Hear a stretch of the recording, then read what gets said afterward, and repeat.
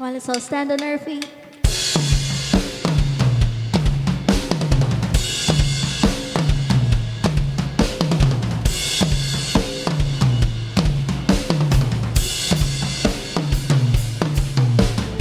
Praise on you every morning. Steadfast love will never end. This hope won't fade in the evening.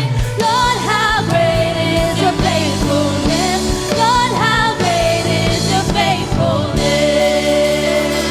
Happy New Year, church. Today we praise God for His faithfulness.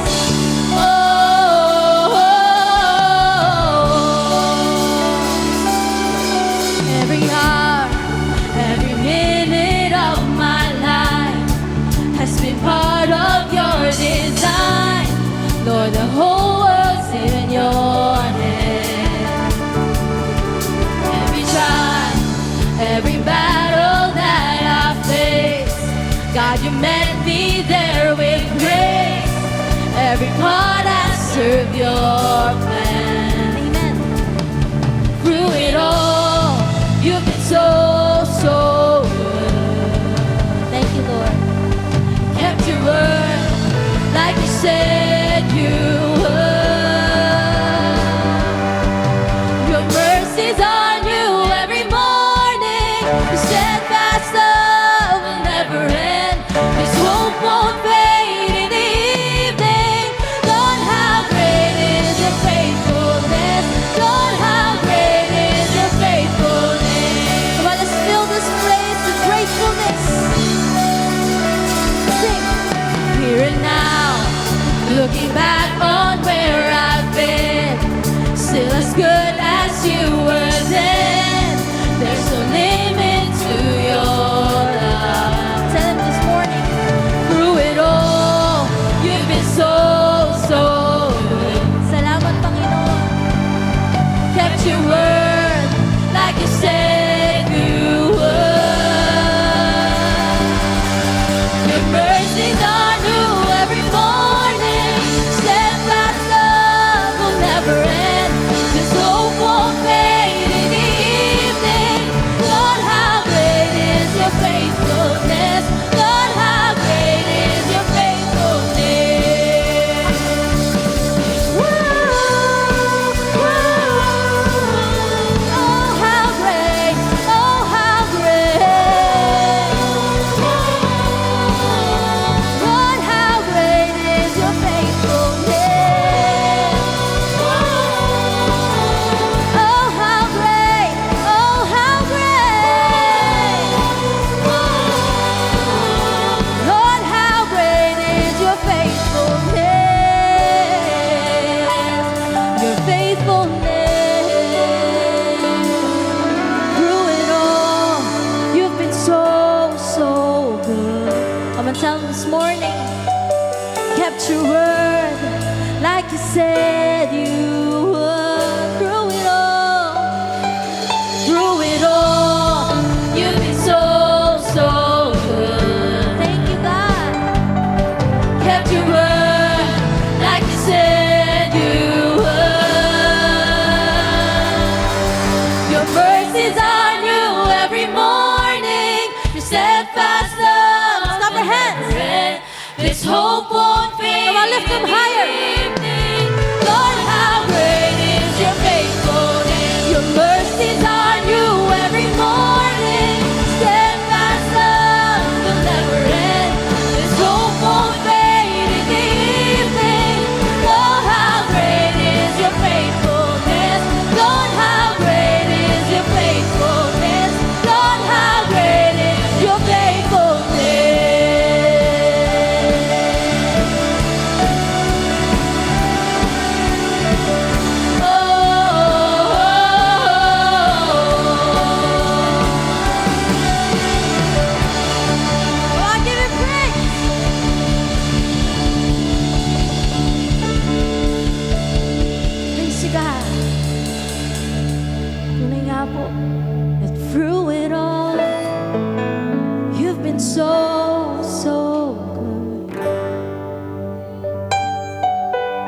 kept your word like you said you for your promises. Through it all, you've been so, so good. Thank you, Jesus. You kept your word like you said you would. Through it all, you've been so, so good. Kept your word like you said you would. Your mercies are new every morning. Steadfast love will never end. His hope won't fade in the evening. Lord, how great is your faithfulness. Your mercies are new every morning. Steadfast love will never end. His hope won't fade in the evening. Lord, how great is your faithfulness.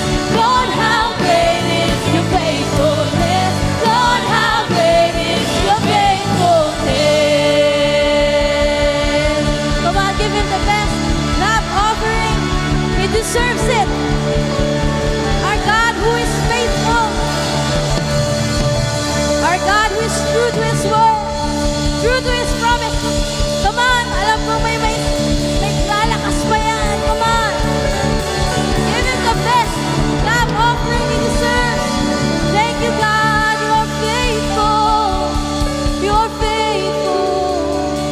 Lord, we are forever grateful that you stay the same. You are the same yesterday, today, and forever. Lord, we are grateful. Thank you for your faithfulness.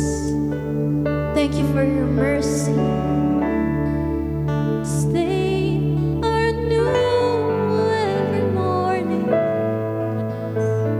New every morning. Great is thy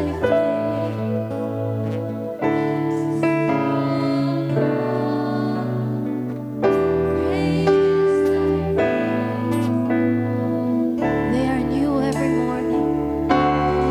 They are new every morning. New every morning. The reason we're here today. Great is thy faithfulness, O Lord.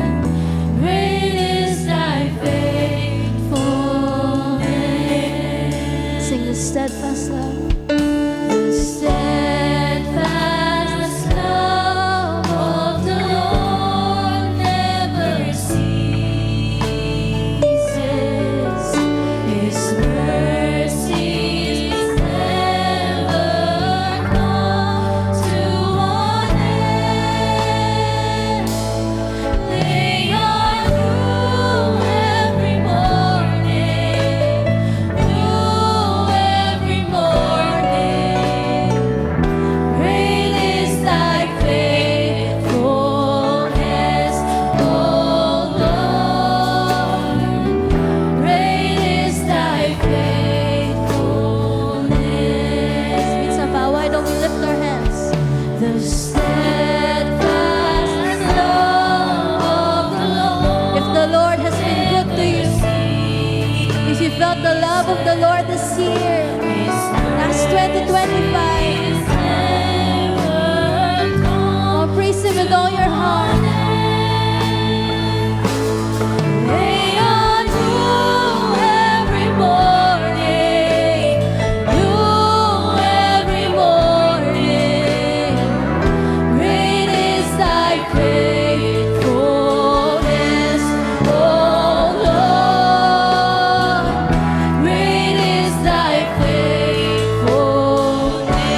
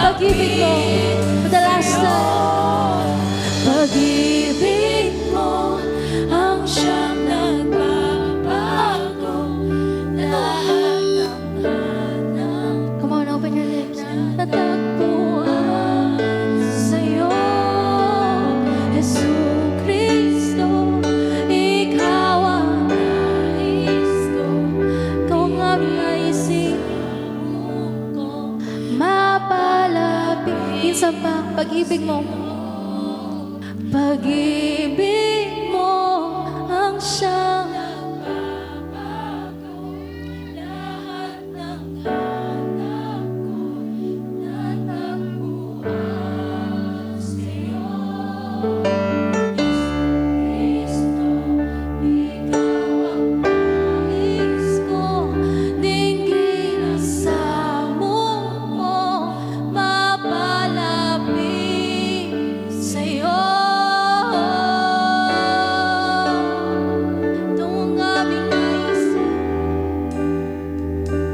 Lord, we want to see your face. More of you, Lord, for 2026. Lord, your love has sustained us for the past year. Salamat po, Panginoon. Kaya kami nandito ay dahil ang iyong pagmamahal, O God, ay nananatiling tapat. Hindi nagbabago, hindi mo kami pinagkulang kahit kailan. Kaya Lord, narito kami, ang puso namin punong-puno ng pasasalamat. Come on, why don't you thank Him this morning? Praise God! Purihin ka, O Diyos! Salamat sa'yo. Salamat, Panginoon.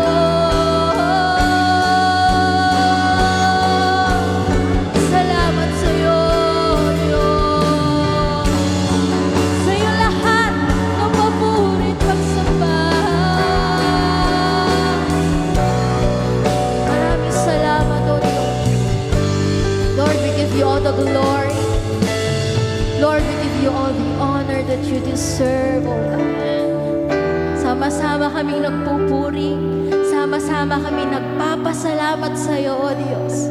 You deserve it, Lord. We give you all the glory and praise in Jesus' name. And everybody say, Amen.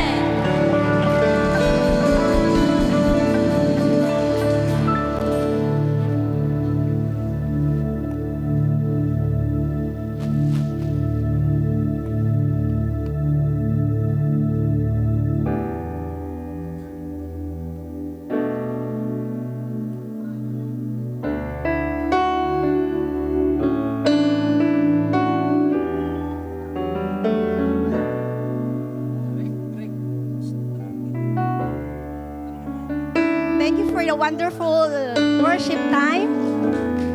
Ako si Marty Ferrer and I am here to share my life-giving story. Lumaki po ako sa isang broken family. Mag 3 years old pa lang ako nung naghiwalay na ang parents ko. Lumaki ako sa aking lolo and lola, kasama ang aking mga titas, titos, na kung nagkamali ka lang, sa mga utos nila, makakaranas ka na ng kurot, batok, sampal, galit at sama ng loob. Kaya bit-bit ko yon hanggang sa aking paglaki. After college, nagtrabaho ako agad. Masasabi kong naging successful kahit papaano ang karir ko. Pinasok ko ang iba't ibang trabaho, naging model at naging dancer sa isang non-time show, pero hindi dahil sa na-expose ako sa ganitong trabaho. Na-expose din ako sa barkada, party, bisyo. Since I was looking for love, I jumped from one relationship to another. Akala ko, mapupunan ng pagmamahal sa iba't ibang klase ng tao yung emptiness sa puso ko. Isang araw, may nakilala akong commercial model at naging kami hanggang sa nabuntis ako sa panganay kong si Maki. Fast forward, after 3 years, hindi pa rin ako natuto. Year 2000, may namit ulit ako isang babaero, alcoholic. 1 week pa lang kami, nag-aya na agad ng pakasal. Since bata pa lang ako, pumayag naman ako dahil akala ko siya na yung makakasama ko habang buhay. Umabot kami ng 9 years at nagkaroon kami ng anak at give birth to my second son, si MJ. Same old routine, magmamahal, masasaktan, magbibisyo. And same old routine left me broken. Hindi pa natapos doon, 2013, may nakapagkilala sa akin na foreigner. Kala ko siya na ang magpupuno ng kalungkutan ko at mag-aangat at tatanggap sa akin. Pumunta agad siya dito sa Pilipinas at binigyan ako ng pang-business. Meron kaming naging spa, gym, fish farm. Binilhan ako ng 2 cars at binuksan ko ulit ang perfume business ko. Nagkaroon kami ng napakagandang princess at iyon si Monica. Successful lahat pero hindi nawala ang bisyo ko. Malakas ako kumita, pero dahil wala si Lord sa buhay ko, empty pa din. Hanggang sa isang araw, binawi sa akin ang lahat ng meron ako. Nawalan ako ng karapatan sa aking business. Binawi ng aking partner ang lahat ng meron sa akin at kami ay naghiwalay. Worst thing happened, kami ay nagdemandahan, nagkatulpuhan, pinagbintangan, inakusahan, nawala lahat ng meron ako. Pero praise God pa din. Dahil si Monica lang ang hindi nakuha sa akin. Totoo ngang hindi pera ang magpapasaya sa atin. From being a TV commercial, model at boss ng maraming businesses, biglang nakita ko ang sarili ko na namamasukan, nakikitira at wala nang makain. From mansion ang bahay, to nakikitira at nagrerenta. From 50K na kama, sa sahig na lang ako natutulog. From bigla ang flight ng ibang bansa dahil gusto ko lang mag-food trip, gusto ko lang mag-shopping. Ngayon, kahit pamasahe, pang-tricycle sa Cubao, wala ako. Sobrang bumaba ang tingin ko sa sarili ko. Nawala ng pag-asa, bumagsak. Pero ito na rin pala ang way ni Lord para ma-encounter ko siya. Kalagitnaan ng pandemic, na-COVID ako. Saka ako naalala ang Panginoon. Ako ay nag-pray, nag-repent, nag-surrender. God made a way. Nagulat ako at nag-communicate ulit sa akin ang tatay ng panganay kong anak. Akala ko nakikipagbalikan. Ayun pala, gusto akong i-invite sa online group nila, Bishop Manny. Dito ko na-realize na ito pala ang kulang sa akin, hindi yung ex ko. Ang salita ng Diyos. Dito na ako nag-decide na pumunta sa Life Giver. Nalaman ko na ang layo ng Cubao ang Ngono. Pero dahil gustong-gusto kong umattend sa ating church, tumuloy ako because I know that God will provide. True enough, gumamit si Lord ng mga tao and situation to bless us. Hanggang sa ako ay nakapag-life retreat, sa life retreat ko natutunan ang magpatawad. Sa life retreat ako binuo ng Lord na walang lalaki makakapagkumpleto sa akin, pero ang Diyos lang. Sa life retreat, pinalik ni Lord ang totoong identity ko.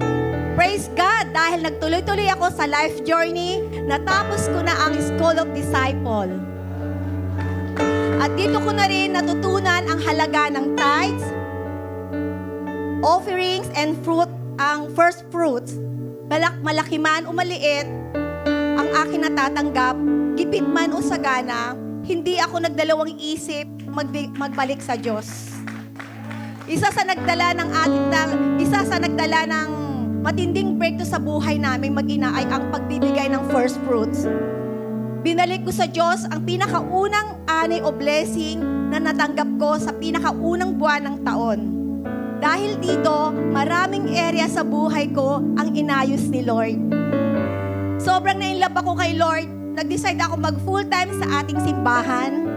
Ngayon, ako na po ang admin supervisor ng Life Giver. Pinagkatiwalaan din ako ni Lord ng mga tao. Ngayon, ako isang life group mentor na rin. Meron na tayong life group sa Kasing-Kasing, sa K7, Solo Parents, K9, K8, at life group din sa Camp Karingal. At sa mga nanay na mga Quirino High School din. Praise God! Praise God din sa life ng sa life ng aking supportive na si Coach Sheila.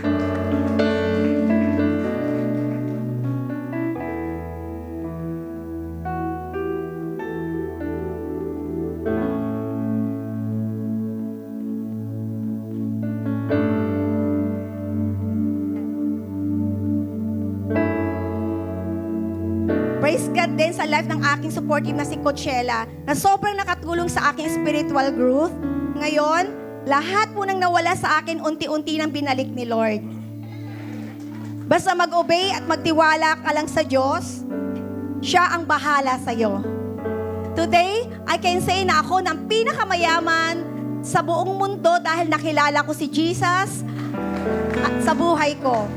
At pinaka-fulfilling na posisyon ay hindi yung maging boss ka, pero ang pinaka-fulfilling na posisyon ay yung nilalakaran mo ang calling at pangarap ng Diyos para sa iyo. Dahil nilakaran ko ang will ni Lord sa buhay ko, isang araw may tumawag sa akin from Australian government na may dalang good news. Akala ko makakatanggap lang ako ng every month namin ni Monica ng 15,000 pesos. Ayun pala, nagbigay ng government ng mas higit pa. Nakatanggap si Monica ng 7 digits as her lump sum dahil sa kanyang amang namatay.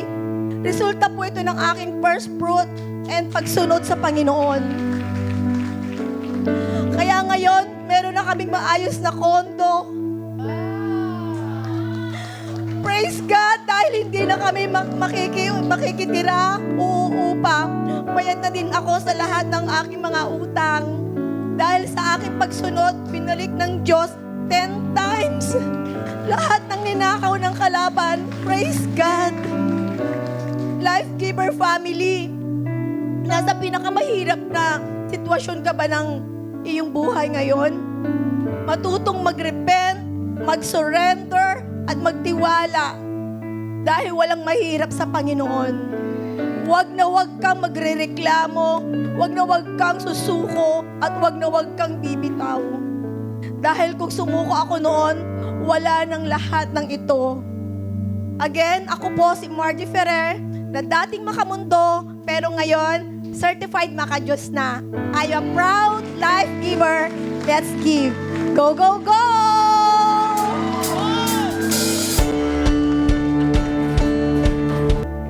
Tatayo po tayo lahat.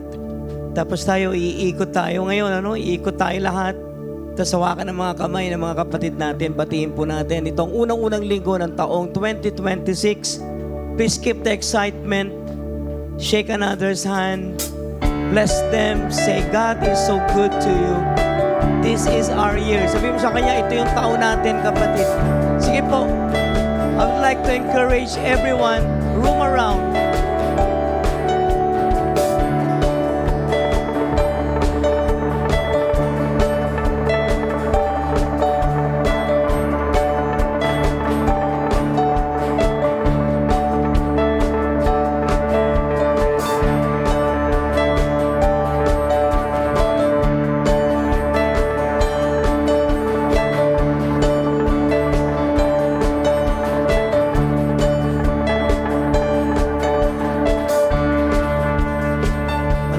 Sa Panginoon, nakagawian natin tumaas ang kamay sapagkat iisa lang ang Panginoon nating tagapagligtas. Raise your hands please as a sign of honor, giving our gratitude only to one God who deserve to be praised, to be magnified, to be adorned. Lord, lumalapit po kami sa iyo sa linggong ito, itong unang-unang linggo ng taong 2026. Ang hinanda mo sa amin ay higit sa aming naiisip. Ang mga surprises na gagawin mo upang kami ay magtagumpay this year 2026 ay magiging unprecedented, Panginoon. Ang mga bagay na gagawin mo like healing, miracle, provision, ang mga ito ay kamangha-mangha. Ang mga pagpapakilala, illumination, pagpapaliwanag mo sa amin ay magdadala sa amin sa pagbabago. Salamat sa mga breakthroughs, sa nakaraang mga breakthroughs, pero sa mga parating pang breakthroughs na parating sa aming mga buhay. Aming sinasawata ang lahat ng galaw ng kalaban sa pangalan ni Jesus. We stand against the devil in the name of Jesus, and by the blood of Jesus Christ, we are overcomers. We love you, we thank you, we praise you in Jesus' name, and everybody say amen. Hallelujah. Sabi, bago tayo mo po, sabi mo sa katabi mo, Happy New Year, kapatid. What a blessed year. New Year. Sige po. Pwede na po tayo mo po, purihin ang Panginoon Diyos. Hallelujah. Pakita ko sa iyo, pakita nga natin ang isang napakagandang picture. No? Ito po ay ang picture ng mga meal na in-order natin sa Kentucky. Tama ba? O Kentucky. Ilan dito ang paborito ang Kentucky? Taas sa kamay. Kentucky Fried Chicken. Taas sa kamay? Konti lang, ano? Yes. Pero ano mga popular side dish ng Kentucky Fried Chicken? Sige nga. Anong gusto nyo? Mashed potato, tama. Ano pa?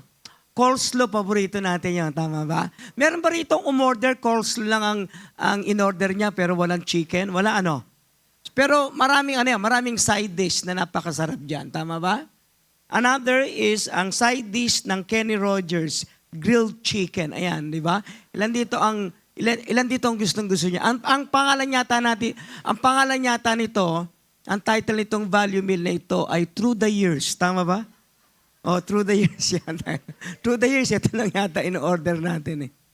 Oh, masarap yung broccoli niya, no? Bilang side dish. Tama ba? Meron ba kayong alam na side dish nito? Yung corn. Tama ba? O, paborito natin lahat yon. Tama ba? Yes. At mga fruits. Marami pa, no? Masarap itong chicken na ito. Gusto natin lahat ito. Purihin ng Panginoon. But, alam nyo, ang problema natin, walang tao na pumunta ng resto sa mga ganitong popular na mga restaurant at ang in-order lang ay side dish. Lagi ang in-order natin ay ang mga main course. Tama ba? Kasama nito ay ang mga side dish. At yun na nga yun. At yan ang pag-uusapan natin ngayon. The title of my word is, unahin natin yung main course. Yan ang ating unahin. At yun ang uunahin natin ngayon tong taon na ito. Sa tulong ng Panginoon, I hope mai-deliver natin ang message na ito na kukunin natin from 1 Kings chapter 3, 9-14. Pero ang main text natin ay pupunta o magko-concentrate tayo sa 1 Kings 3:12-13. But yung verse 12 mismo, tingnan natin. Okay? Sabi rito, I will do what you have asked. Moreover, I'll give you what you have not asked for. Both riches and honor. So para makuha natin itong text natin ito, siyang main text natin, kunin natin yung kwento, beginning verse 9. Can we go to verse 9? So give your servant a discerning heart to govern your people. Si Solomon ito humingi kay Lord kasi na-install na siya bilang hari. Sabi niya, you give your servant a discerning heart to govern your people and to distinguish between right and wrong. For who is able to govern this great people of yours? The Lord was pleased that Solomon had asked for this. And so God said to him, since you have asked for this and not for long life, or kaya wealth for yourself, nor have asked for the death of your enemies, but for discernment and administering justice, I will do what you have asked. I'll give you a wise and discerning heart, so that there will never have been anyone like you, nor will ever be. Moreover, I will give what you have not asked for. Pati yung hindi mo hiningi, bibigay ko. Both wealth and honor. So that in your lifetime, you will have no equal among kings. And that if you walk in obedience to me, keep my decrees and commands as David your father did, I'll give you a long life. So itong ating binasa ay kombinasyon ng main course kung sa pagkain Kaya lang, may hinabol ang Lord. Yung tinatawag nating side dish. Hindi niya hiningi yung side dish eh. So, nung hiningi niya yung main course, hindi niya akalain na may side dish. Lalo na sa ngayon, sa mundong ito, we chase the side dish and forgets the main course. In this generation lagi, we are attracted to ask for side dish. Even doon natin to frequently na-experience sa pagpasok natin sa mga restaurant. Pero habitually, mas attracted tayo sa mga side dish. Nakakalimutan natin yung pinaka-main course. Katulad ng mga tao ngayon, ask for the pursuit of wealth. Hinihingi niya, Lord, payamanin mo ako. Pangalawa, bigyan mo ako ng magandang position. Bigyan mo ako ng magandang trabaho, tas may magandang position. Hinihingi natin yan, lagi. Pangatlo, humihingi tayo ng honor. Sana galangin naman nila ako. Sana galangin ako ng mga kapatid ko, galangin naman ako ng mga magulang ko. Sana galangin naman ako ng mga colleagues ko o mga co-workers ko. Tama ba? Pero nakakalimutan nating humingi ng wisdom. Nakakalimutan nating humingi ng peace. Nakakalimutan nating humingi ng prime purpose natin sa buhay, which is very, very important in this life. Kaya dito sa 1 Kings, si Solomon, ni-reveal niya at ipinakita niya yung divine order kung ano ang wishes ni Lord. At dito makikita natin na may isang tao na natumbok niya yung main course. Ang nakuha niya yung main course first eh. Tapos nagulat siya, liban sa pagbibigay o paggagrant ni Lord ng main course, nagulat siya, may side dish. At yung side dish na ito, siyang kinukonsider ng mundo as main course, na siyang pinagmumulan ng pinakamaraming disappointment sa buhay. Kanina nagkwento naman sa atin si Marge, purihin ng Panginoon Diyos. Si Marge ay hindi luckily, siya po ay biniles na na-compensate, di ba, ng Australian government, di ba, ang kanyang loging magkaroon ng bahay. Sino mag-iisip na may isang gobyerno na ipo-fulfill yung dream mo? Tama ba? Kaya lang, side dish yun eh. Andiyan ba kayo? Tama ba? May request lang po ako. Sa church po natin, sineselebrate natin si Marge. Pero hindi natin po siya inuutangan para maubos yung pera niya. Hello? Tama ba? We don't do that here. Natutuwa po tayo sa kanya. Pero gusto natin na yung pera niya ay mapunta sa anak niya. At i-enjoy nila yun. Tama po ba? We don't say sana all. Hindi po. Sinasabi natin, enjoy it. At sana pagpalain ka pa ng Panginoon. Tama po ba yan? Are you okay? Very good. Bilin lang po yan. Purihin ng Panginoon Diyos. So una-una, 4 na bagay na dapat natin maintindihan. Una, dapat sa beginning salvo ng taong 2026, dapat una, piliin mo yung main course. Learn to choose, di ba? The main course. Back to 1 Kings chapter 3 verse 9. Sabi nito, give your servant a discerning heart to govern your people and to distinguish between right and wrong. So nung kinausap ng Panginoon si Solomon through dream ito eh. Panaginip ito eh. If you go to 14, 15, 14, dream ito eh.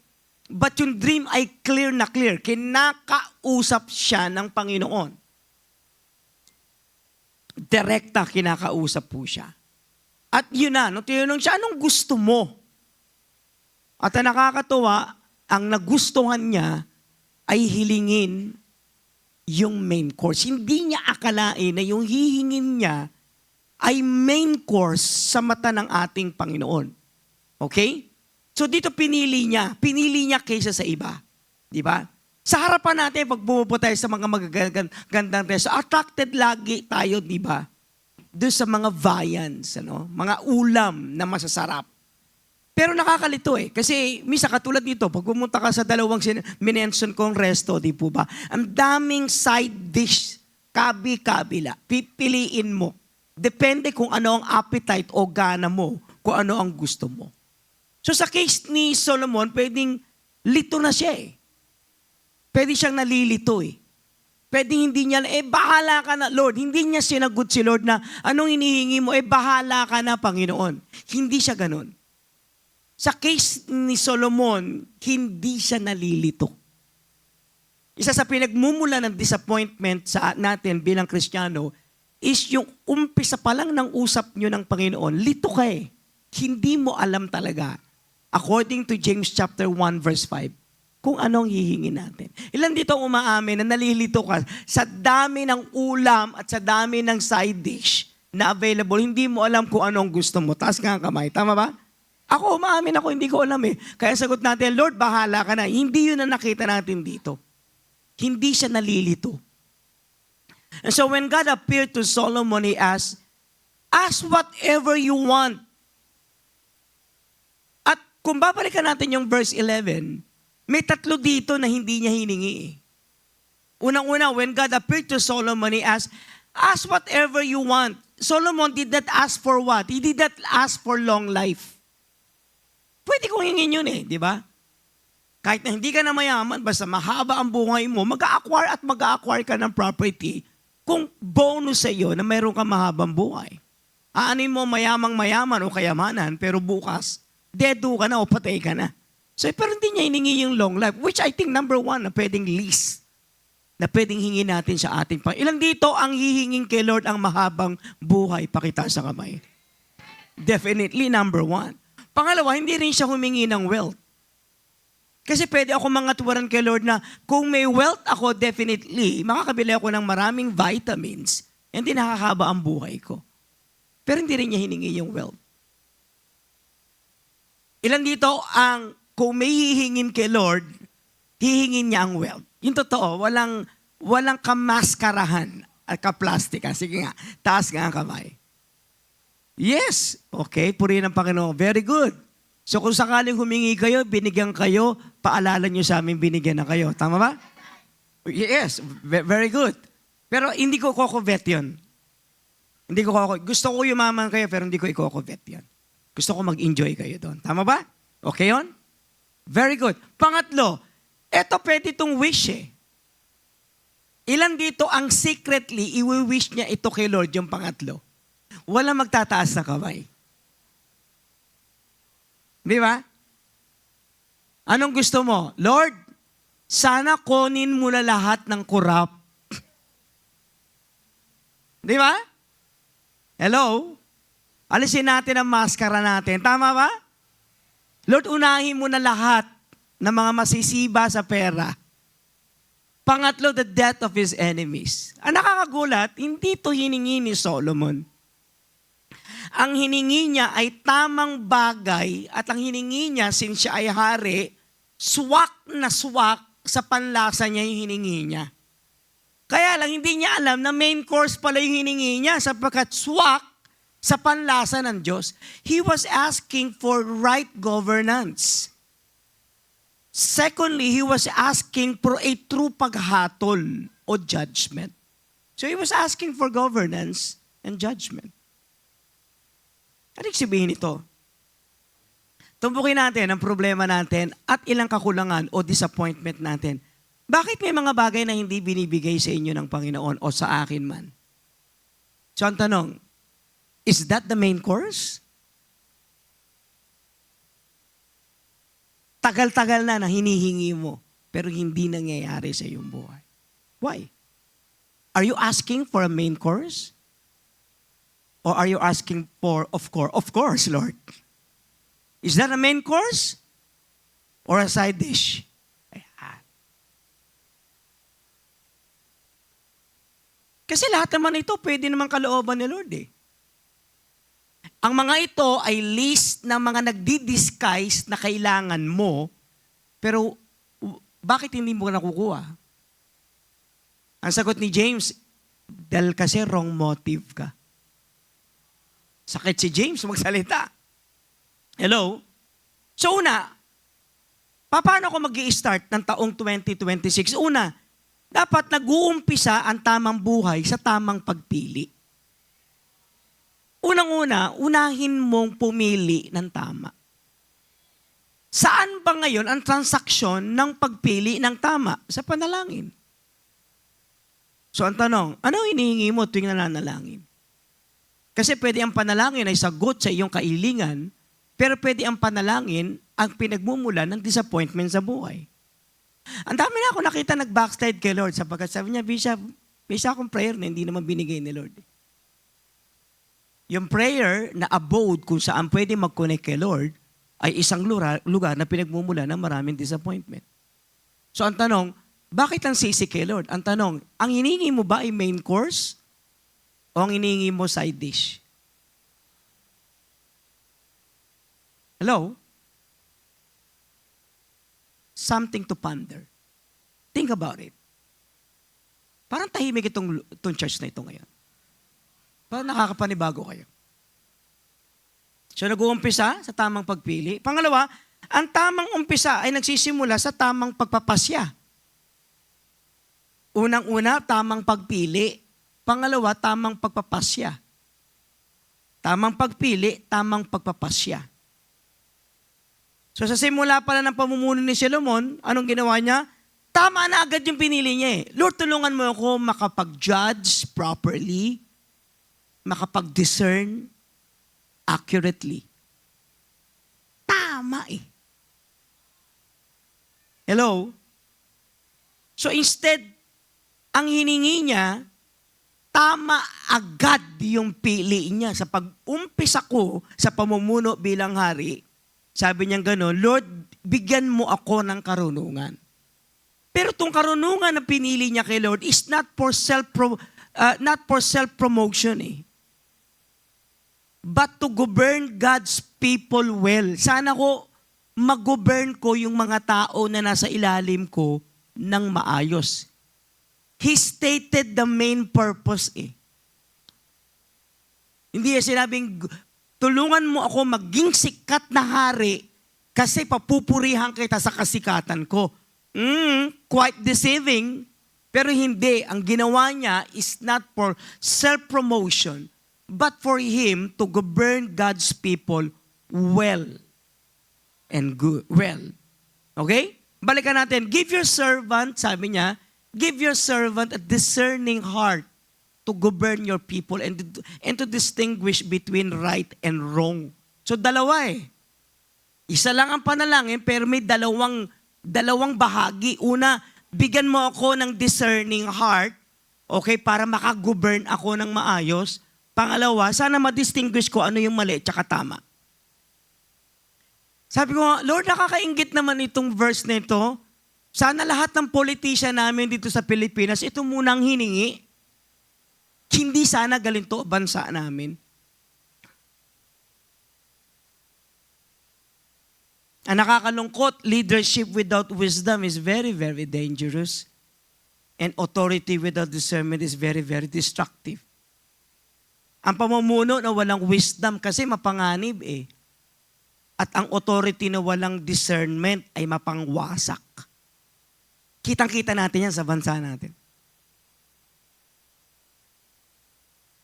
Lahat halos na nailagay rito sa bansa na ito ay walang kakayanang mamuno ayon sa pamumuno ng ating Panginoon. Kaya wasak ang bansa. Hindi siya wasak eh, wasak na wasak yung bansa natin. Kasi hindi mo na alam kung ano ang tama eh. Naglagay tayo ng mga tao na hindi alam kung ano ang tama at mali, mali sa tama at tama sa mali. Dapat sa ating buhay, alis tayo sa politics, balik tayo sa ating pangsariling mga buhay, bilang church, bilang pamilya, dapat piliin mo kung ano ang malapit sa puso ng Diyos. Lord, tulungan mo akong piliin yung pipiliin mo. Kasi ang pipiliin ko na naman, side dish na naman eh. Masarap ang coleslaw, pero hindi ka mabubusog sa coleslaw.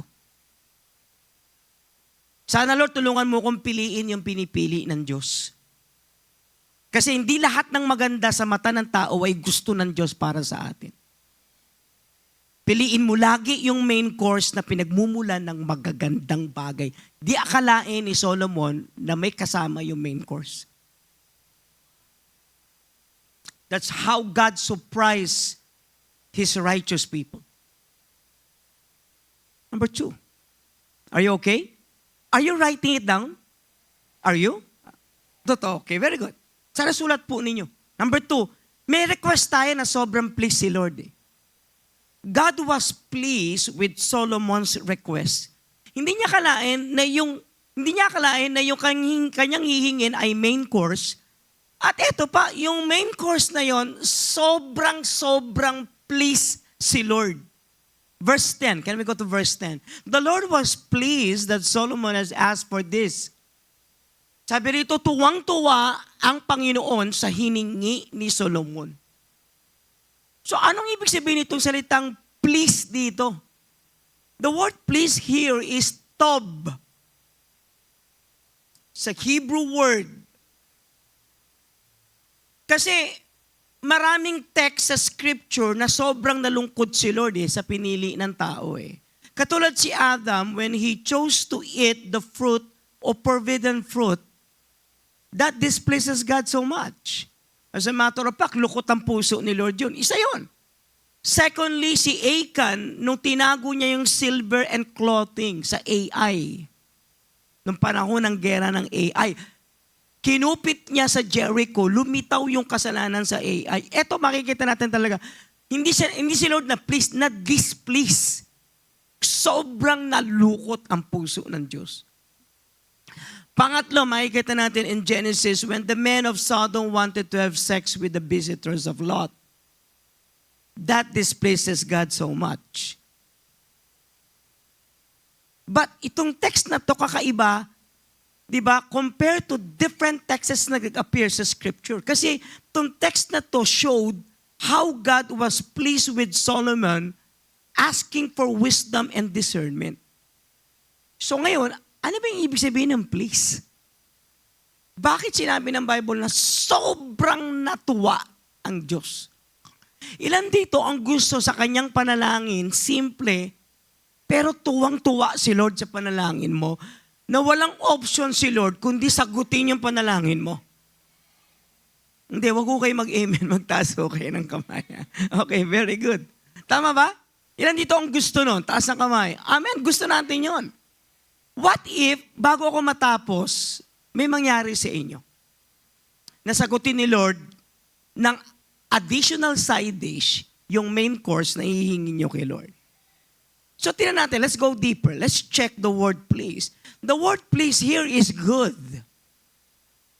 Now, remember the word good is not a common term in the scripture. Even though nag-a-appear siya several times, super dami niyan. Baka libo yan But itong word na good dito describes na itong word na please na ito is talagang good in the eyes of the Lord. This is not human standard of how we define good. Kasi pwedeng good sa iyo, hindi naman talaga good sa iba. O kaya good sa iba, hindi naman good sa iyo. But yung good dito, good ni Lord. Sabi ni Lord, ay good. Nag-appear itong good na ito during the Genesis creation o yung account of the creation in Genesis 1. Good, good, good. Lumitaw yan. Pangalawa is right. Hindi lang siya good. Right siya. Kaya lang, in-explain pa ulit nung please, yung salita, okay, by saying, yung hiningi ni Solomon is something beneficial to people. So good na siya sa mata ng Diyos, right na siya sa mata ng Panginoon, tapos beneficial siya sa mga tao na mahal ni Lord. Pang-apat, when you say please, it is appropriate. Angkop, swak, angkop na angkop. And not only that, yung salitang please is morally fitting. Swak sa moral standard ng Diyos. So when when the scripture says God was pleased, it means that Solomon's request was good in God's perspective or in God's eyes or sight. Meaning, tinamaan niya yung God standard. Tinamaan niya yung basis ng kalooban ng Diyos o God's will. Meaning, itong hiningi niya was part of the perfect plan of God. Meaning, natumbok talaga ni Solomon yung isip or yung mind ng ating Panginoon kung saan nakatira yung kanyang volition, yung kanyang pagpapasya. So, hindi niya akalain, swak, tinamaan niya yung main course. So, itong salitang please na ito, align with God's characteristics and will. So, the request was not just appropriate. It was inclined with God's character and God's will. Sabi ng Lord, tinamaan mo yung will ko. Yun yung will ko, tinamaan mo. Yun ako, paano ako mag-operate sa aking karakteristik, gano'n paano ako mag-operate sa decree, plano ko na pinapatakbo, kung paano ko pinapatakbo ang buong mundo. Ibig sabihin, that it was righteous and beneficial for God's people. Meaning, yung hinihingi niya ay matuwid, pangalawa, yung hinihingi niya, magbe-benepisyo yung mga mahal niya. Which is top priority ng Diyos. So hindi siya humihingi para sa kanyang sariling emotional pleasure. But he was asking for something that is morally approved in the eyes of the Lord. Ibig sabihin, tinamaan niya yung mind. Tinamaan niya yung volition. Tinamaan niya yung divine plan ni Lord kung paano niya patatakbuhin ang bansa. Sapagkat nag-express na ang Diyos na ayaw niya sanang may hari. Baka labanan siya nung hari. But this time, natuwa siya. Go! I-govern mo yung tao ko kasi sa pamamagitan mo, i-go-govern mo ito, gino-govern ko ito sa pamamagitan mo. You will be a mediator between me and my nation at makakapag-reign, govern ako through you. So this is not emotional pleasure. The man was not asking, di ba, tungkol sa kung ano ang meron siya, kung ano yung ego na mabifeed ng kanyang governance bilang big time na hari sa buong mundo. No, it was not about emotional pleasure. It is about moral approval. Sabi niya, I will be governing my people through you. Biro mo, representative siya kung paano patatakbuhin ng Diyos ang bansa sa pamamagitan nitong mama na ito na humingi ng main course. So God was pleased not merely because Solomon asked wisely, uy, ang ganda ng hiningi mo, hindi ho yun. But because Solomon asked what was good in God's sight.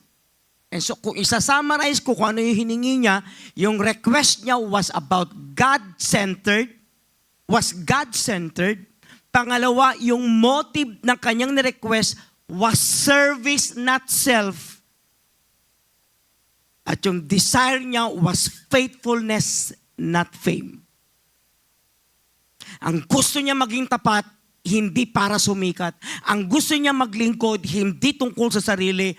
At ang nais niya, masentro ang bansa sa Diyos, gaya ng ginawa ng kanyang ama. So God is pleased. Sabi ng Bible, I am so pleased. God is pleased when our prayers are aligned with the purposes of God. I'll ask you this question. Are you asking for main course or side dish? Ask yourself. Tanungin yung sarili niyo. Ako ba humihingi? Bakit ang tagal ng prayer? Walang nangyayari. Are you asking for God's will? Or are you asking for self-pleasure? Sagot ni Lord, wala akong sagot dyan. Are you still with me? Number 3, ano ngayon yung main course? Kasi nasagot na natin, may request tayo. Lumalabas pala, meron tayong request na please si Lord. Meron din pala tayong request kay Lord na hindi siya napi-please. Hello? Tama ba? Klaro na yun eh. Ayaw talaga ni Lord. Ang tagal ko na itong pinag-pray. Hindi gumagaling. Hindi binibigay. Bakit ito? Ano nangyayari? Tinutumbok ko ba yung kalooban ng Diyos?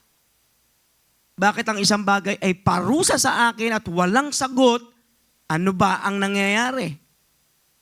Ibig sabihin, meron tayong prayer o hinihingi na napiplease si Lord at meron tayong prayer na hindi binibigay kasi pwedeng hindi napiplease si Lord. So, ang pangatlo, ano ba yung napiplease si Lord? Ay, eto ang sagot. Yung wisdom and discernment, siyang main course. So, ang wisdom at discernment were the main course. Lumilikot yung utak ko iniisip ko mabuti. Nag-define ba ang scripture clearly of what human wisdom, di ba? Ano ang difference between human wisdom and godly wisdom? Then, naalala ko si James. Si James, sa ganyang husay, sa pamamagitan ng leading ng Holy Spirit, ay binalangkas niya na may godly wisdom at may worldly wisdom. At ang nakakalungkot, ang sinasabi niya, nung kinausap niya yung mga tao, kung saan sa sumulat, ang sabi niya, actually, ang kinukuha nung kausap niya, puro worldly wisdom. Yet, believer sila. Puntahan ninyo, check niyo mabuti, hindi ko na yung mapupuntahan ngayon. So, ang tanong, ano ngayon ang main course natin? Kung ako hihingi ngayon kay Lord, tong araw na ito, ano ang main course na hihingin ko at ire-request ko o orderin ko sa resto? Ang sabi ng Bible, wisdom and discernment. Sabi sa verse 12, I'll give you wise and discerning heart so that there will never be anyone like you. Sabi niya, bibigyan kita ng isang matalino at pusong discerning, nakakakilala. Kaya sa lahat ng mga hari, walang kasing tulad mo. So here, makikita natin na God granted Solomon an unmatched wisdom, an unmatched discerning heart. Kasi binigyan siya ng Lord ng insight para mag-judge rightly. Sabi niya, humatol ka ng tama. Lord, tulungan mo ako humatol ng tama. Kasi dalawa Tandaan niyo po ito Hindi porket ang item dalawa mas madali kumpara sa 10 items sa pagpipilian. Minsan, kung dalawa lang ang pagpipilian, namamali tayo. Maraming tao nag-e-express na mali ang marriage nila. And yet, isa lang naman na nanligaw sa kanila. Namali pa sila. Meron bang ganon na nagkakamali sa marriage? Naku, walang sumasagot dito. Bishop, katabi ko yung asawa ko. Huwag mo akong pasagutin. Ilan dito, ang dalawa lang ang pagpipili ang trabaho, na mali pa siya. Oh, sumagot kayo dyan. Tama ba? Dalawang item lang ang pagpipilian Dalawa lang ang option mo and yet, ang nakuha mo mali. Tama ba? Dalawa lang ang anak mo.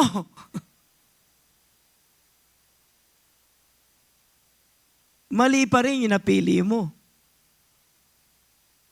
Hindi ko alam kung ano yun. So, ibig sabihin, hindi porket 10 ang items o 10 ang options, namamali ko kasi ang dami. Hindi.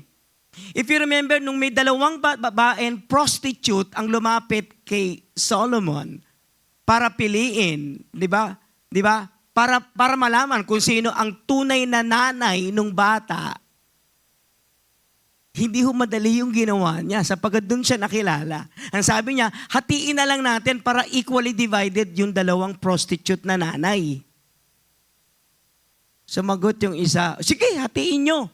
Sabi nung isang babae, ang sagot nung tunay na nanay, wag, bigay mo na lang po sa kanya, mas mabuting buhay yung bata kaysa mapunta sa akin. Ang sagot ni Solomon, yan ang nanay, bigay mo sa kanya. 2 lang ito pagpipilian. So hindi porkit 2 yung item, madali. Pag 10, mahirap. Hindi. Papasok dito yung tinatawag natin discernment. At yun ang binigay sa kanya, yung discernment. Kasi yung discernment, hindi pareho ng karunungan Hindi siya kapareho ng katalinuhan. Ito po kasi ay karunungan. Ang sagot ng Panginoon sa kanya, sige Solomon, bibigyan kita ng wisdom, pero unmatched. Yung wisdom mo unmatched, yung discerning heart mo unmatched. Kasi bibigyan kita ng insight para mag-judge rightly. At para mag-understand ka to lead justly. Rightly, justly. So, ibig sabihin, anong klaseng wisdom to? Okay? Tung wisdom na to was not a tool for success. The intention was not a tool for success. As a matter of fact, yung wisdom ni Solomon was the foundation of obedience. Wisdom na magre-result to obey God properly, sincerely. What is the greatest enemy of man? Ano ang pinakamalaking kalaban ng tao sa Diyos? Disobedience. At ang disobedience natin, nanggagaling lang sa dalawang option. At maraming Kristiyano namamali sa mga pangunahing pagpapasyahan. Negosyo, mali. Pangalawa, kursong kukunin, mali. Pangatlo, pusong magmamahal, may nagkakamali. So anong sagot ni Solomon? Sabi niya, Lord, bigyan mo ako ng wisdom at discerning heart para ako makasunod sa iyo so that I may obey your words and your decree. So let's check the word wisdom. The word wisdom is chokmah. The Hebrew word is chokmah. And it means skill for living. Itong wisdom na ito ay ang skill para mabuhay. Ito yung skill na hindi ka nandadaya. Kasi maraming taong smart mandaya at smart manloko. Nangyayari yan, tama po ba? Tama po ba?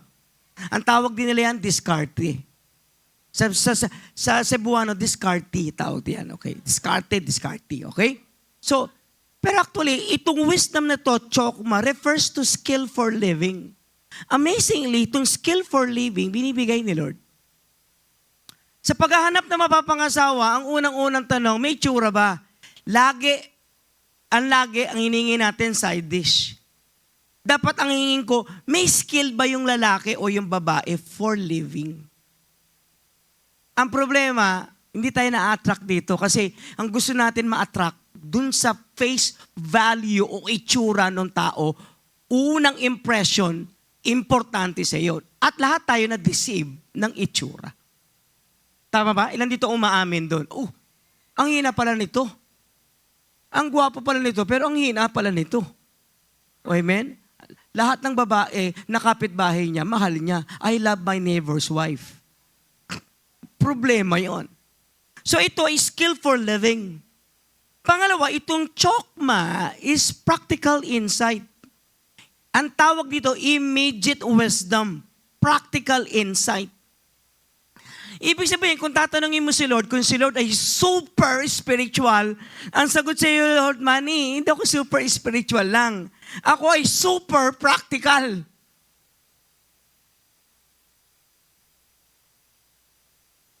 Number 3, chokma is God-given ability to apply truth correctly. Ibig sabihin, maka-Diyos na abilidad na gawin ang katotohanan sa maayos at tumpak na pamamaraan. Meaning, kung may wisdom na ito, hindi siya nandadaya. Walang part ang deceit at pandaraya para buhayin niya ang kanyang pamilya o magpatakbo ng negosyo o magpatakbo ng bansa.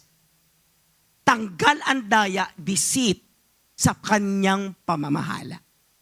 Yun ang hiningi niya. Ang hiningi niya, how do I govern your nation using chokma?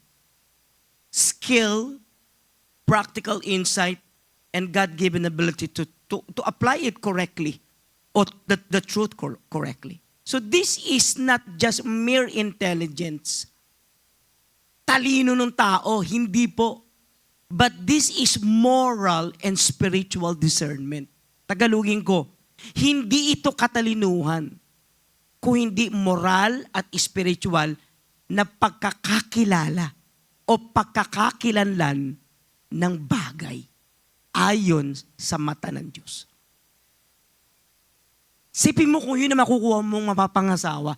Sipin mo kung yun na makukuha mong mapapangasawang lalaki o babae.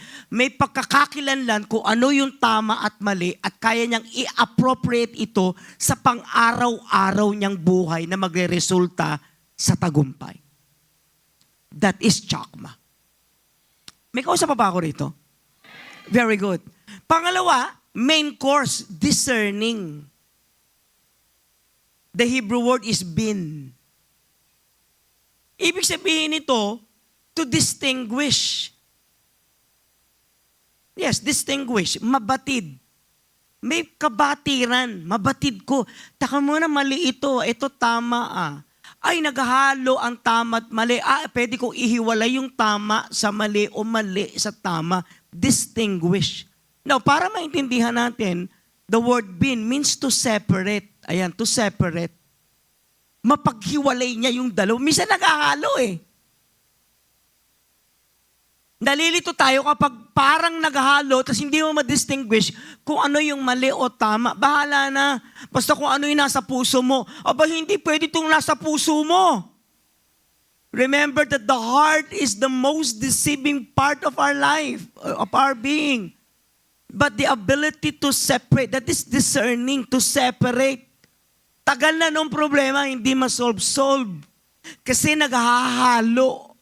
Siguro ang mga pastors, pupunta tayo sa mga bahay-bahay. Bishop, galinto pa rin. Tagal na. Kaya ako pag nakikita ko, bakit pa ulit-ulit yung problema? Hindi niya nasa-separate.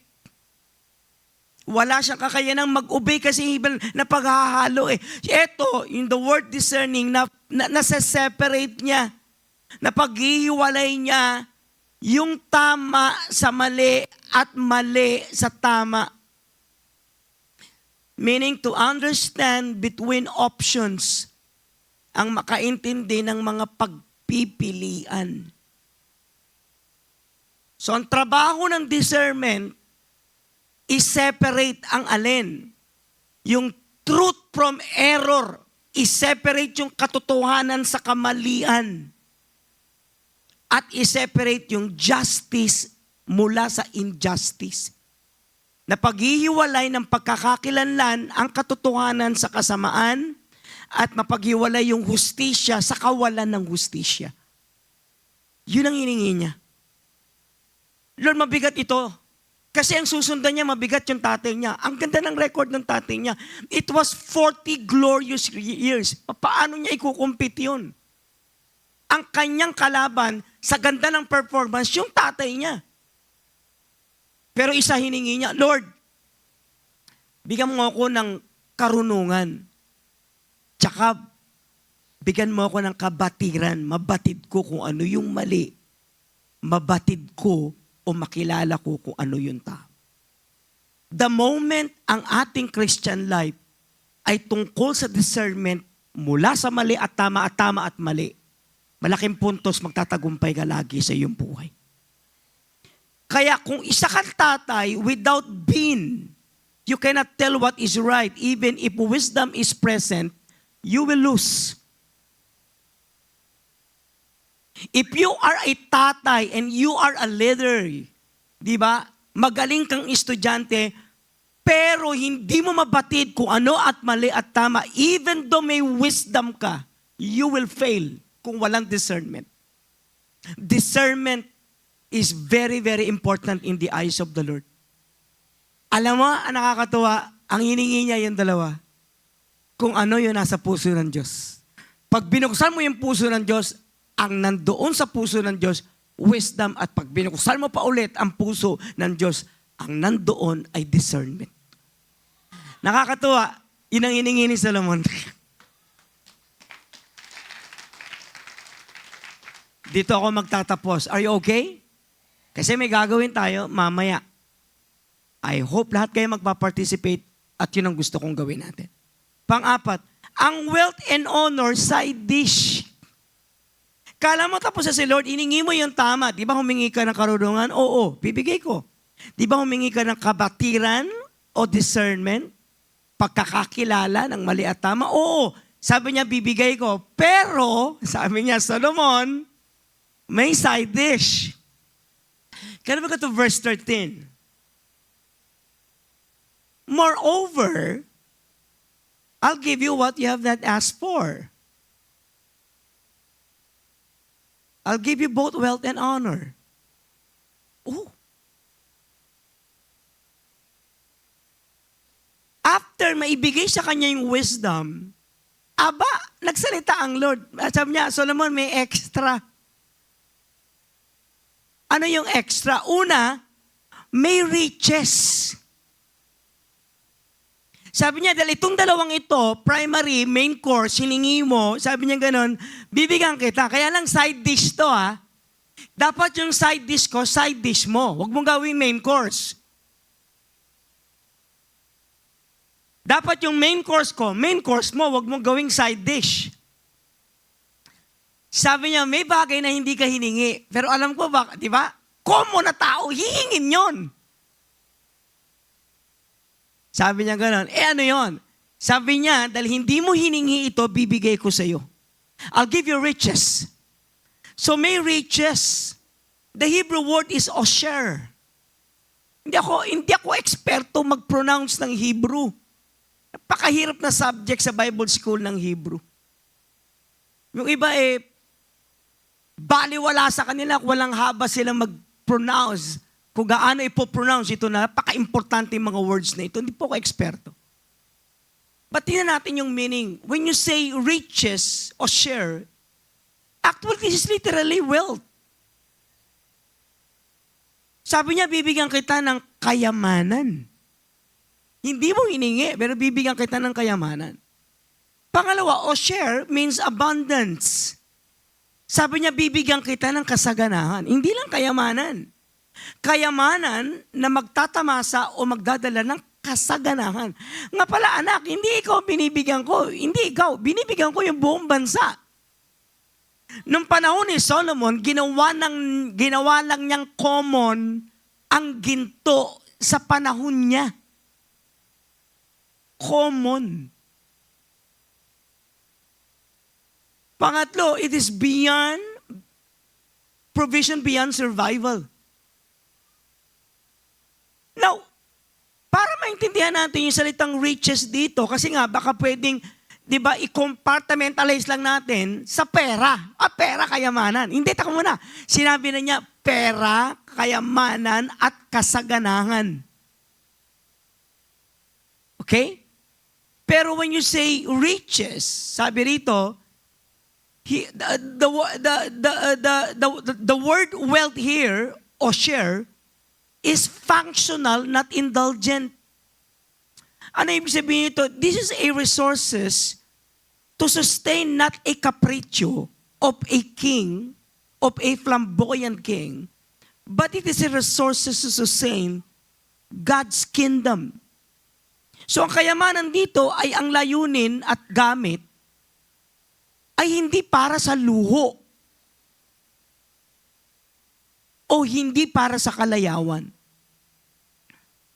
Kapag sumunod ang kayamanan sa karunungan, mapaglilingkuran nito ang layunin ng Diyos hindi sa kanyang sariling kalayawan, kundi para magtamasa ang nasa ilalim nito. Bakit tayo mahirap?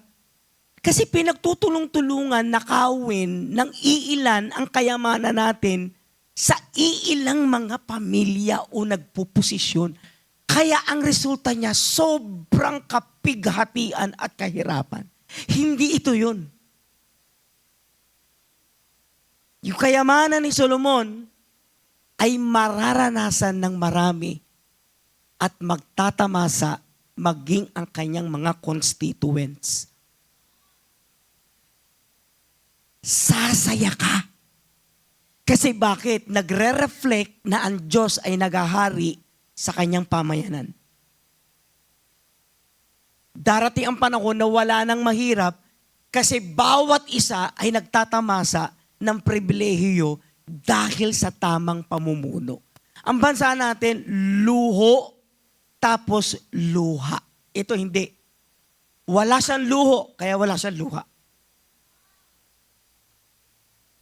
At mangyayari yon sa pangalawang pagparito ng ating Panginoon. Wala hong mahirap.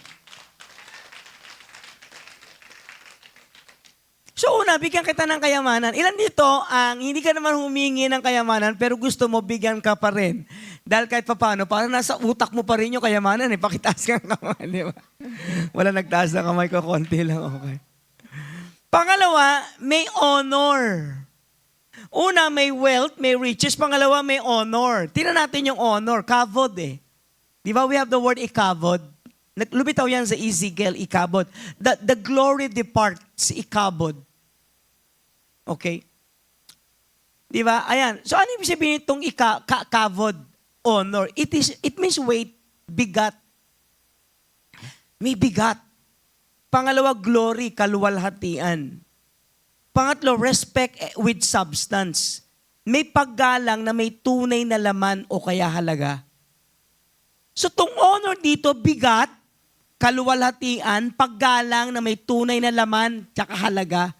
Sabihin, nire-respeto ka, may glory. Sabi niya, Solomon, meron kang weight. Yung paghahari mo may weight, may glory, may kaluwalhatian, may splendor. Pangalawa, nire-respect ka ng tao kasi may laman, may halaga. So yung honor dito ay hindi popularity. 1 million followers, 3 million followers. Sweldo sa YouTube, sa Instagram. Hindi po. Yung honor dito is not popularity. It is a recognized weight in kingship. May bigat yung paghahari niya. Hindi dahil mabigat. Sabi niya, may dating. Ganda ng leadership, may dating, may weight. Alam mo yung tao talagang totoong manggagawa ni Lord. Yung totoo, yung tao may dala-dalang glory. Yung totoong honor kasi hindi dinidiman. Sinasaksak, galangin nyo ko, hindi. Yung glory, yung bigat, yung paggalang, binibigay ng Diyos. Binibigay ng Diyos sa tao kasi binibigay ng tao pabalik sa Diyos sa Kanya. Tapos yung kasama ni Lord na mumuno, binibigyan din ng bigat ng kaluwalhatian. So kung paano nila ginagalang ang Diyos, ginagalang nila si Solomon. Kasi Solomon ay isang representation kung paano namamahala ang Diyos. May honor. Kapag mayaman ka, may wealth, pero binabalasubas ka ng tao at sinasabing magnanakaw ka, wala pong honor yan. At walang habas sa sinasabi ng tao, magnanakaw kayo. Nakakalungkot ang ating mga namamahala sa atin ay walang habas na nakakatikim ng pambabastos sa mga tao. That is not honor. Kasi yung honor may weight na the moment dumating ka, ginagalang ka ng tao. Kasi representation ka ng Diyos na nagbaba ng glory at ng kaluwalhatian na tamasa ng tao. Kapag ang kayamanan mo galing sa nakaw, mura ang aabutin mo sa tao. That is not wealth. Ang tawag po ron is kahihiyan o shame. So ang kayamanan na walang honor ay hindi yung honor, kundi disgrace at kahihiyan. Pero ayoko na. Okay na yon. Kayo na magbalangkas. Kayo na umunawa. Pero may salita rito, pangatlo, may honor. Una, may wealth. Pangalawa, may honor. Pangatlo, yung may moreover. Tama ba? Ayan o. Tama ba? Moreover. Tama ba? Pangatlo na yan, moreover. Vegam. Sabi ni Lord, moreover, di bigyan kita ng wealth. Hindi mo hiningi, oo, bigyan kita ng wealth. Di ba, hindi ka naman humingi ng honor, bibigyan kita ng honor. Tama ba? Gusto ko eh. Galangin ka ng tao. Okay? Okay, very good. Sabi niya, kaya lang, merong moreover. Sabay-sabay nga, moreover. Meaning, in addition, vegam. Dagdagan ko ba? Ang tawag dito, bonus. Ito, yung hinihingi, lampas sa totoong hiningi. Bonus eh. Can we go to 13? Moreover, I will give you what you have not asked for. both wealth and honor, so that in your lifetime you will have no equal among kings. And if you walk in obedience to me, keep my decrees and commands as David your father. Ang ginuwitan ko, eto si moreover, I'll give you a long life. Eh di ba kanina nakita na natin list yun na pwedeng hingin eh. Tatanungin ko kayo lahat, ilan dito gusto mahabang buhay, taas ang kamay? Iba kasi ang hinihingi, mahabang dila.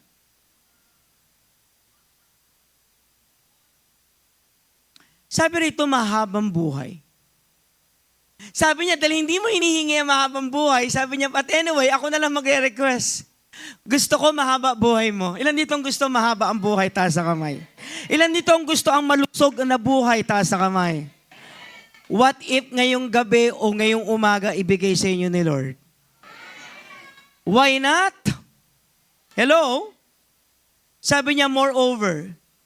Actually, this word gives birth to my sermon. This is my sermon title talaga, moreover eh. I call it side dish eh.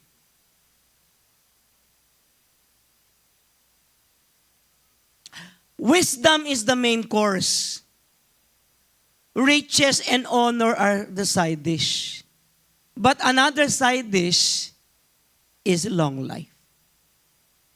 Sarap naman nun, ang yaman mo na, ginagalang ka pa, tas ang haba pa ng buhay mo. Baliktarin ko, nagnanakaw ka, binabastos ka,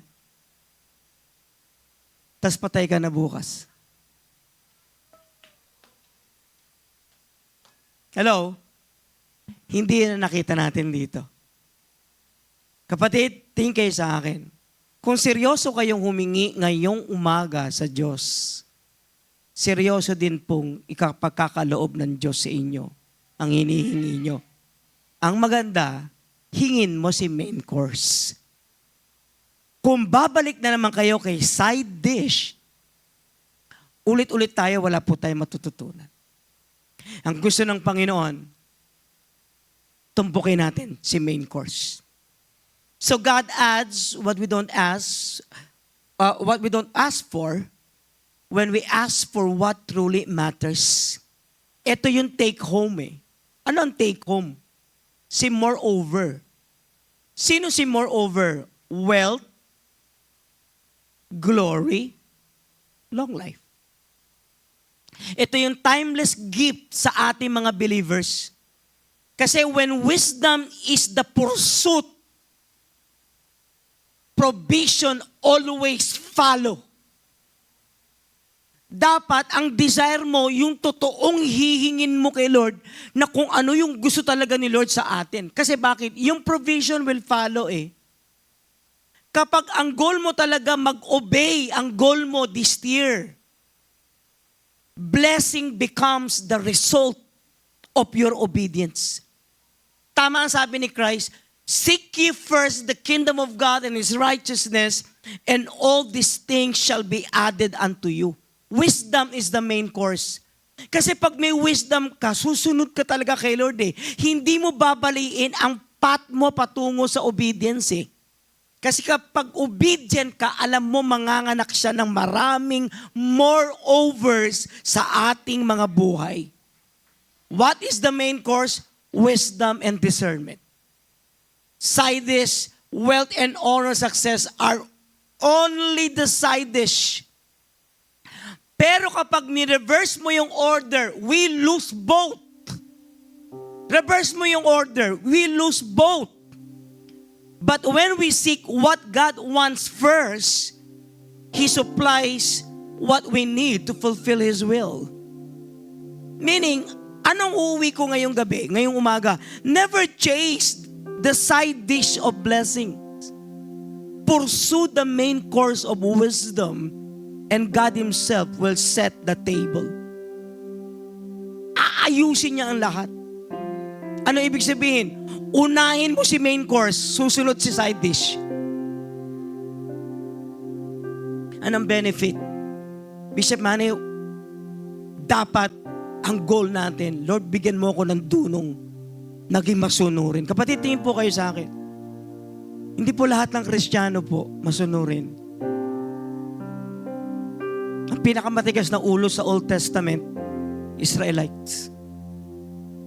At pag binasa mo ang Galatians, 1st, 2nd Corinthians, pag binasa mo ang Galatians, 1st, 2nd Corinthians, nagpapakita ito talaga na may mga Kristiyanong super masuwayin. At never sila kailanman makakatikim ng tagumpay sa buhay. Ang buhay nila iikot lagi sa massacre. Namassacre na naman ako, namassacre na naman ako, namassacre yung finances ko, namassacre na naman ang ganito. Paulit-ulit, why? Because they never seek for wisdom and for discernment. What are the benefits of wisdom and discernment for Christian? Number 1, right decision making. Pag meron kang wisdom tsaka meron kang discernment, tama ang pagpapasya mo. Di mo lagi tinatanong, inaalaw naman yan Hindi. Ang lagi mong tanong, is this the will of God? Yes, then I will pursue it. Dapat right decision making. Number 2, ano ang blessing? Ability to discern the truth from error. Ang kakayanan mong, ito mali ito tama, ito kukunin ko. Ito mahirap gawin, pero ito ang tama. Bibigyan ako ni Lord ng lakas, gawin ito, magagawa ko ito. Kasi susunod ako kay Lord. Ability to discern truth from error. Number 3, a life that is pleasing to God. Magugulat ka. May wisdom ka, may discernment ka, ang buhay mo ay kaaya-aya at tumpak sa mata ng ating Panginoon. Your life becomes aligned with God's heart and aligned with God's purpose. Your life will be a pleasing aroma to God. You will be the epitome of what obedience in the Bible is all about. Number 4, what blessing pa? Spiritual maturity. Our greatest enemy is immaturity. Wisdom moves you, di ba? From immaturity to Christian maturity. Maturity is your gift to yourself. Immature people will continue to commit the same mistake all over again. Number 5, protection from sin and regrets. Poproteksyonan ka ng tamang pagpili, tamang discernment sa kasalanan, at higit sa lahat, iiwas ka sa regrets.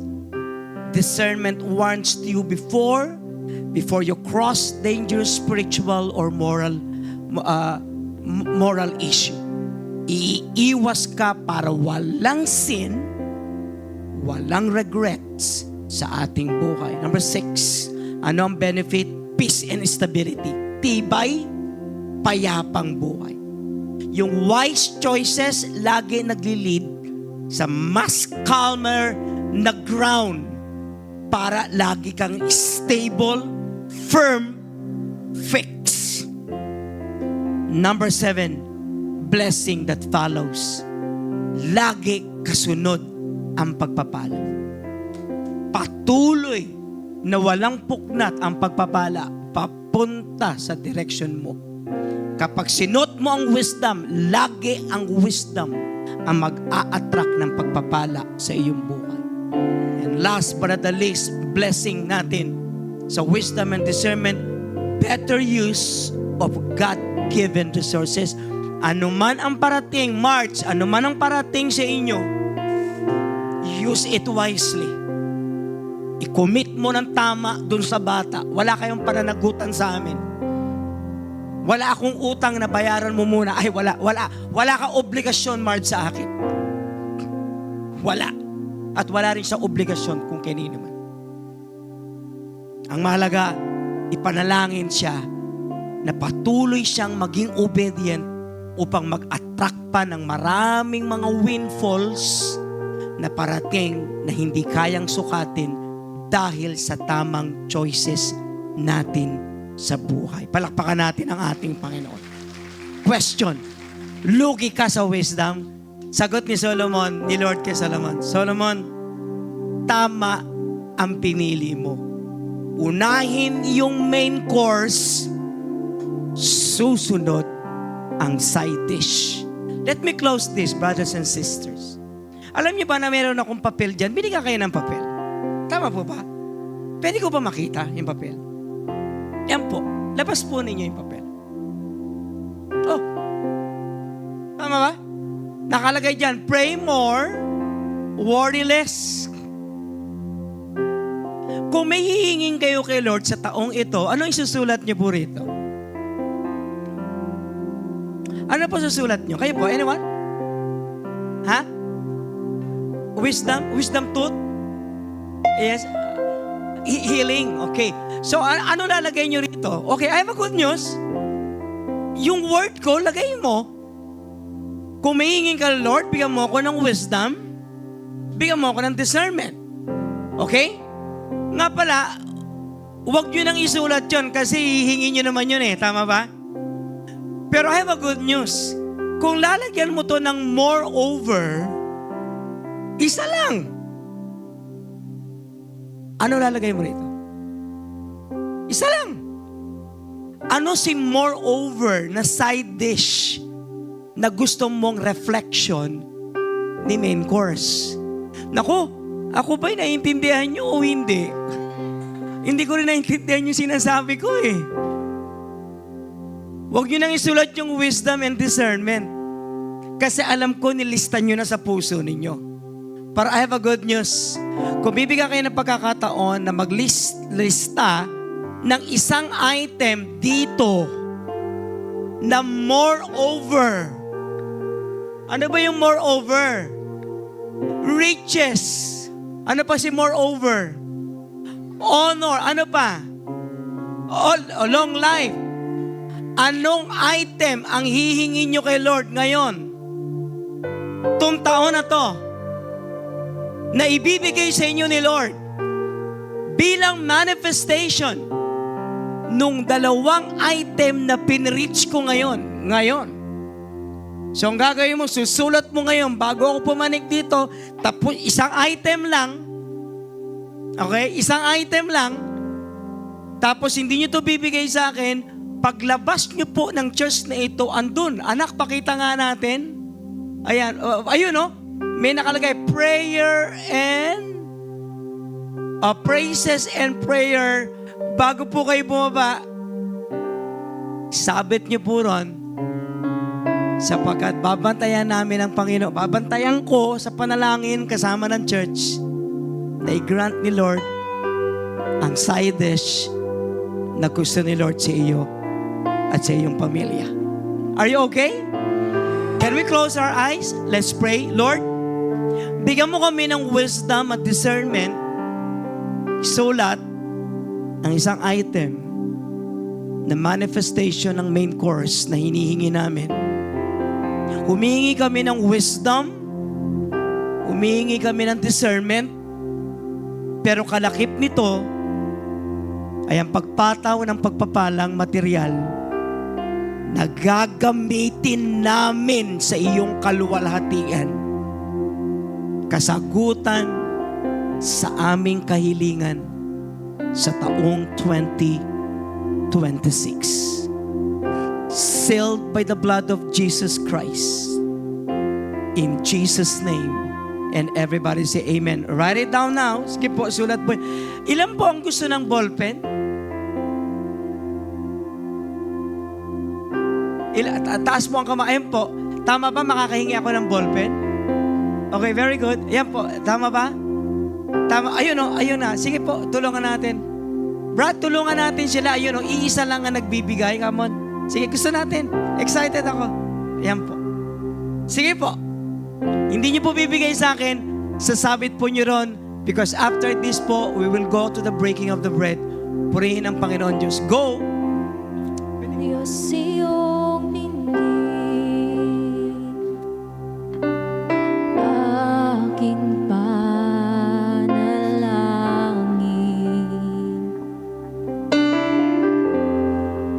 Ang puso kong ito laging laan sa iyo. Bigyan mo ng banal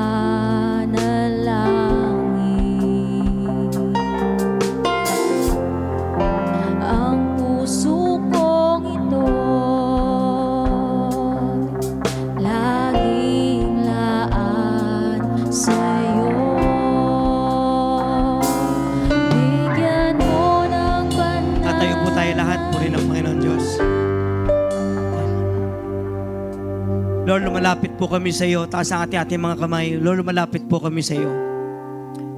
Na this time, Lord God, itong taong 2026 ay ang maigting na pagpili kung ano ang tama at mali. Bigyan mo kami ng karunungan higit sa dati upang mabatid, ma-discern namin kung ano ang tama sa mali. Mali sa tama. Bigyan mo ng tibay ang aming spirituality at ang lahat ng babaktasin na haharapin namin sa buhay. Ang karunungan na bigay ng Diyos ang siyang aming isasalag. Tulungan mo kami na maging mabuting anak mo na may angking dunong at galing upang lagi namin mabatid kung ano ang gusto mo sa aming mga buhay. May you remove disobedience from us, that we will learn always the value of obedience through the wisdom that comes from our Heavenly Father. Wisdom come, and we invite you to come into our heart. Gamitin ito ng tama upang maluwalhati ang Panginoon. Kalakip nito ay kayamanan, kalwalhatian, at higit sa lahat ay ang mahabang buhay na tatamasain ng lahat ng aking mga kapatid. Pinupuri ka namin, pinapasalamatan sa pangalan ni Jesus at ang lahat ay magsabi ng Amen. Malakas na Amen po rin ng Panginoon. Kunin po natin ang ating breaking of the bread para parnalya po. Sige po.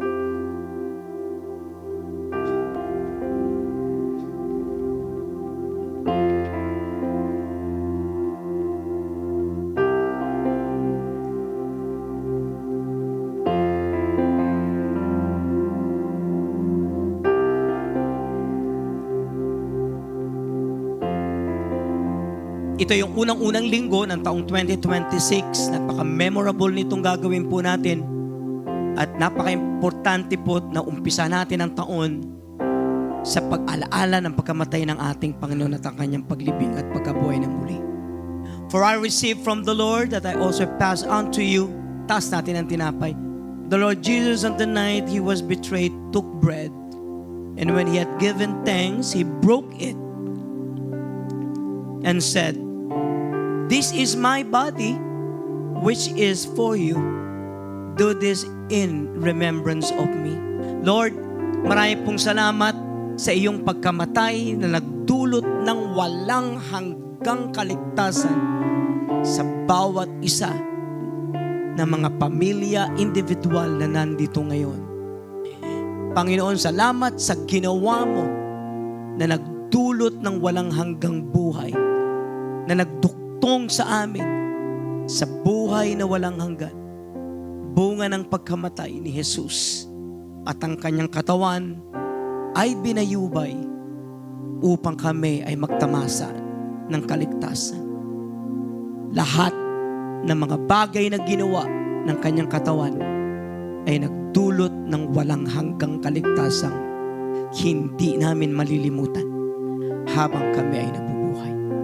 Marami pong salamat sa pangalan ni Jesus. Kanin natin ang tinapay. And after supper, He took the cup, saying, "This cup is the cup of the new covenant sealed with my blood. And whenever you drink it, do this in remembrance of me." Lord, we thank you, Lord God, for the blood of your Son, Jesus Christ, shed for the humanity's sin. Salamat po, Panginoon, sa iyong dugo na tumulo sa Kalbaryo hanggang sa huling drop ng iyong dugo ay nagbayad ng walang hanggang kapatawaran at kalinisan sa lahat na nagawa naming mali at kasalanan. We are forgiven, washed by the blood of Jesus Christ. We are sustained and continuously cleansed by the sweet, by the blood of our sweet Savior Jesus Christ, who died for us, who was buried for us, and who rose from the dead for us. Lord, marami pong salamat. Pinupuri ka namin sa pangalan ni Jesus at ang lahat ay magsabi ng Amen. For whenever you eat this bread and drink from this cup, you proclaim the Lord's death until He comes. Maranatha, Lord Jesus Christ. Hallelujah. Come soon. In Jesus' name. And everybody say amen and amen. Palakpakan natin ang Panginoon. Take your seat, please. Announcement po tayo.